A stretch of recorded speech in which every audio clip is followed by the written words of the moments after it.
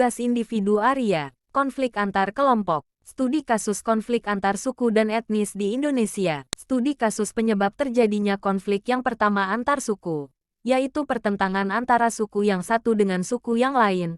Perbedaan suku sering kali menyebabkan perbedaan adat istiadat, budaya, sistem kekerabatan, dan norma sosial dalam masyarakatnya. 2. Konflik antar ras, yaitu pertentangan antara ras yang satu dengan ras yang lain. Pertentangan ini dapat disebabkan sikap rasialis, yaitu memperlakukan orang berbeda-beda berdasarkan ras. Penyebab terjadinya konflik. 1. Kepentingan yang sama di antara beberapa pihak. 2. Politik dan ekonomi.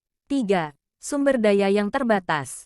4. Kategori atau identitas yang berbeda. 5. Prasangka atau diskriminasi. Solusi penyelesaian konflik. Konflik antar etnis di Indonesia harus segera diselesaikan dan harus sudah ada solusi konkretnya. Pertama, melalui intervensi pihak ketiga, di mana keputusan intervensi pihak ketiga nantinya final dan mengikat. Contoh adalah pengadilan. Kedua, mediasi. Mediasi ini adalah cara penyelesaian konflik melalui pihak ketiga juga yang disebut sebagai mediator. Ketiga, rekonsiliasi. Proses penyelesaian konflik dengan transformasi sebelum konflik itu terjadi, di mana masyarakat pada saat itu hidup dengan damai.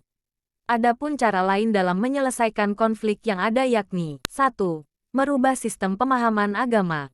Konflik yang bernuansa agama bukanlah karena agama yang dianutnya itu mengajarkan untuk konflik, karena cara umat memahami ajaran agamanya lah yang menyebabkan mereka menjadi termotivasi untuk melakukan konflik. Keluhuran ajaran agama masing-masing hendaknya tidak diretorik akan secara berlebihan.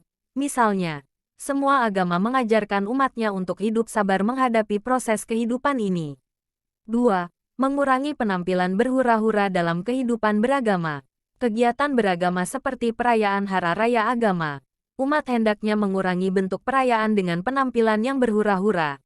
Hal ini sangat mudah juga memancing konflik, karena umat lain juga dapat terpancing untuk menunjukkan eksistensi dirinya bahwa ia juga menganut agama yang sangat hebat dan luhur. Kesimpulan, beragama suku, agama, ras dan golongan membuat Indonesia sebagai bangsa yang rawan konflik. Dari ujung timur sampai ujung barat bangsa ini seringkali terdengar jerit tangis bahkan tetesan darah menyelimuti tanah air.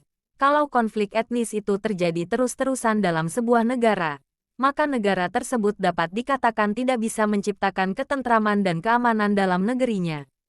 Faktor-faktor yang melatar belakangi terjadinya konflik etnis seperti kepentingan yang sama di antara beberapa pihak, perebutan sumber daya yang terbatas, kategori atau identitas yang berbeda, prasangka atau diskriminasi harus diselesaikan secara demokratik, cara seperti rekonsiliasi dan mediasi harus dikedepankan. Penyelesaian konflik tanpa kekerasan inilah yang harus dilakukan, agar tidak jatuh banyak korban. Saran 1. Jangan membandingkan antara suku bangsa dan ras. 2. Hargai perbedaan. 3.